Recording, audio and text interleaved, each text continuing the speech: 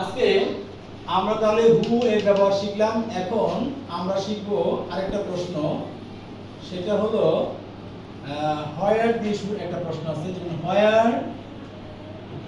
হোয়ার অর্থ হলো কোথায়। হোয়ার অর্থ কি কোথায়? কোথায়। তো হোয়ার অর্থ কোথায়, এটা আসলে যখন কোনো স্থান সম্পর্কে জানতে চাওয়া হয় বা কোনো জায়গা সম্পর্কে জানতে চাওয়া হয় তখন আমরা হোয়ার লিখি। কি লিখি? হোয়ার লিখি। তাহলে আমরা হোয়ার দিয়ে একটা বাক্য তৈরি করব, মানে একটা প্রশ্ন উত্তর দিব। তো এমন একটা বাক্য লিখব যে প্রশ্নের উত্তরটা হবে হোয়ার দিয়ে। কি দিয়ে? হোয়ার দিয়ে। তোমরা সবাইকে বলতে হবে হোয়ার অর্থ কি? কোথায়। হোয়ার অর্থ কি? কোথায়? কোথায়। তাহলে আমি যদি এখানে একটা বাক্য লিখি, যে আমি লিখলাম যে আই লিভ ইন ঢাকা। কি লিখলাম?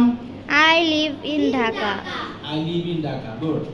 তো আমি এখানে এই বাক্যের মধ্যে আমরা দেখো, এটা হলো সাবজেক্ট, এটা হলো মূল ভার্ব, আর এইটুকু হলো বাকি অংশ, মানে বাক্যের কি অংশ?